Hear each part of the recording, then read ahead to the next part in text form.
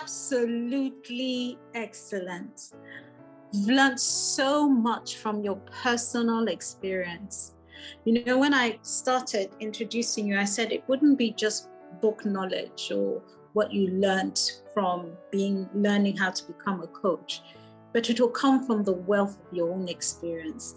And that's exactly how you've married the two together. Is excellent. Yes, I'm seeing comments on the chat. Brilliant. Wow. Thank you. God bless you. Thank you very much, Faith. Brilliant. Thank you so much. Thank you. All lovely comments. Wow, amazing. Elizabeth says, I choose to be present in everything I do and activate. Thanks, Faith, for such a powerful presentation. I will be your voice today. I'm going to pick on two things. I think in the beginning, you said you lost your passion to your desire to read, which was your passion. You lost your hearing, which came as a surprise to me. You lost your hearing. I guess those are triggers that you've highlighted for us to be able to pick up, quickly, the constant fatigue.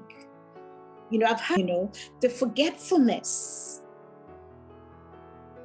All those are triggers I think you've highlighted and that we should look out for in those around us and those that we love. Wouldn't you say so, Faith? Yes, they are. And when you talk about that, it's very interesting, Margaret, because I never lost my hearing. Okay. I talked about losing my hearing. I didn't conclude that actually I had not lost my hearing. It's because of the noises in the head that had affected my ability to concentrate. Actually, that's when I discovered that you don't just hear with your outer ears, but you hear with the whole being. Because if you're watching TV and somebody calls you, you get distracted because there are distractions. So the noises in the head, the things going on in the head, are the ones that were making me feel like my hearing had gone, but my hearing was very intact. And even my reading, I could not read again because I could not concentrate. I think the key thing here is your concentration gets impaired when there are so many noises or so many things that are distracting you. So as I got well, the hearing came back and I was able to read. It's such a joy that I'm able to have this, to do a presentation like this, read and prepare and come and, and just share and remember to say things, because I had forgot, my memory had also gone. Wow. Yeah. Thanks for that clarification. You said when you started talking, the basis was you came from a point of depression. Mm-hmm. Now, would you say that the tools you've given us for self-mastery, in order for us to, you pointed out to visualize, to dream, I think it was dream, then to eventually you activate. Would you say that in order to reach that point of self-mastery, for us to reach a point of self-mastery, it doesn't have to come from a point of depression?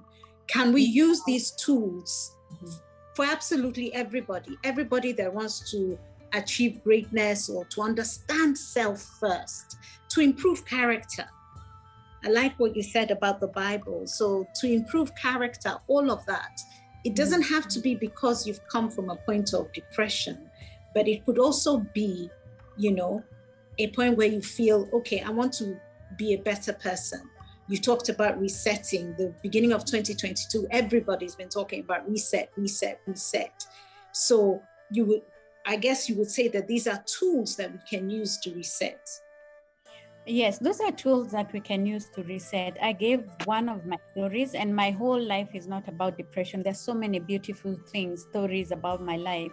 I just gave that one because we are at a season in the world where depression is becoming rampant because of COVID and job losses and all that. And I know that it's a moment that is really, really stressing people. So when I was choosing the talk, I picked on that because I felt that people could be feeling threatened. But you are absolutely correct, Margaret, in saying that the conversation tonight, the talk tonight, is about even that person who's not going through depression, because you may not be going through depression, but you are there with your dream that is in your heart, but you're not bringing it out. You need to bring it out. And the tools that I've given are applicable in your life in all areas, whether you're creating wealth, whether you want to create a new diet, whether you want to create a fantastic marital relationship. Are tools that are very, very key. And maybe I didn't mention this, but I think ultimately what I've been talking about is self-leadership, that you must learn to lead yourself, to take responsibility for your life and take leadership of your life without waiting for other people to come and lead you. And in doing that, you stop blaming other people and you focus on strengthening yourself in such a manner that you are a blessing to other people as you interact with them and to yourself, you know? So that's very, very important. And I'm glad that you brought it out. Thank you. Lillian says, shutting the voices, eyes closed, echoing in my mind. I saw that and I thought of what you had talked about, being present with yourself, managing yourself. What would you say to the person who feels everybody has something? This person can read, this person can write, this person can do different things, but I can't quite put a finger to what I'm very good at, or I don't really have this dream or this, where do they go to find in their inner self what they're good at? Would you say it would be first trying to spend time alone? I really liked that. I learned late in life the joy of my company. And so, would you say it would come from spending time alone and knowing yourself, being present with you? Like what you said, when you look in the mirror, what do you see? So, yeah. I think that's, Margaret, you've hit it right on the head. The first point is to know yourself. Because if you don't know yourself, then you will not know. It's like you're on a road and you need to go from point A to point B. How do you go there if you don't even know where you're going? And if you don't even know where you are at? When somebody, have you ever tried to give somebody direction and you're asking them, so where are you? And they don't know. I don't know. So you can't. So can you see, what's the building that you can see? I can't see any building. It becomes very difficult for even another person to help you when you don't know yourself and even where you are at. But the key thing is, how do you know yourself? The first place to begin is writing down the things that you love, the thoughts that you have, and going backwards in time, because sometimes when you are at the present point, you may not fully know who you are. So you have to ask yourself, I am here. I am doing ABCD. I'm going in this direction because Faith says I go in this direction, but what exactly would I want to go? So write down and start writing down and start going back in time. And I like saying this one I learned when I went to school to train to become a coach. Going back all the way to your childhood, as far back as you can remember. Because you know what, ladies and gentlemen, children don't lie. They say things, they understand. They say things that are going on in their heart. They even dream. They say they are crazy dreams that we think are crazy, but to them, they are real. So go back until you can go back to that child.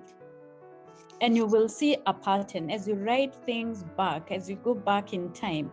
you will start seeing yourself emerging. You'll notice a pattern and you'll have an idea. You'll remember the things you used to do even as a child in your childhood, and you'll start having a sneak preview of who you really are. Yeah, so that is very important in knowing yourself. But there's also the one that I love, the broad one. First of all, who am I? I'm a child of God. So whoever I am, in whatever state I am, however I look, I am a child of God. He created me. That just gives me such absolute comfort and confidence. So the fact that you're here already, you already know that there's something in it. There's something for you. Yes. So go back, because you find that you are so many things from different peoples until you get confused as to who are you exactly. No. So just start peeling them, and then you will see the little boy or the little girl that you are. You will know your identity. Actually, you redefine. That's the process of redefining your identity. What do I love doing? What do I enjoy doing? I wasn't an A student, but I'm very good at baking cakes, you know? So how do I even touch the world? Because each one of us has a way that they touch the world and feed other people positively. Excellent. Well, let's see. You know, Ali says, my identity as a child of God. Lillian says, reset can apply even on business failure, career stagnation, all life around. True. Very, very true. Well, thank you so much. Before we release you, I'm just going to thank you for a nugget that, has spoken to me, that when I look in the mirror, what do I see? When I look in the mirror from now on, I'm not going to be looking only at the outward. I'm also going to look at the person that, because I'm clay and God is my potter, I'm going to look and see, what is he making of me? So I'll be looking inward and trying to see the beauty within, try to see everything. I'm actually going to be very candid and even see the faults and come up with a strategy to correct the faults. Exactly. So thank you very, very much, Faith. Thank you, everybody. It's been, let me read what Esbar has said. He says, Faith, you're such an inspiration. I first typed on a computer courtesy of you in your office. I first typed on a computer courtesy of you in your office at KVDA. Looking back, you created a vision in my subconscious at a very young age. It helped me create a vision, and how you received me constantly built me one way or another. I truly appreciate and would like to add that before you trained as a coach, you were a coach by the way you lived your life, and are such a blessing. May God bless you, keep you, make his face shine upon you, be gracious to you, lift his countenance upon you, and give you peace. Oh, awesome. Awesome. Thank you. So it starts not only in it's clear that it's not only in what you say, but in how you live your life, which is really what we're supposed to do as Christians, isn't it? So I'm so proud to call you my sister. I'm so proud that you have shared your life story with us. I'm so proud of you and grateful for all the nuggets that we're leaving with today. God bless you richly. You're welcome, Margaret. And thank you, Esbon, for such beautiful words. It was nice seeing you as a child and now seeing you as a great lawyer. Faith, you have been a blessing. Battling depression is not easy, and some of us may not be aware that we are battling or we are depressed, and it comes with time. May the Lord continue to bless and use you in his work. We are so privileged and honored to have had you speak to us tonight.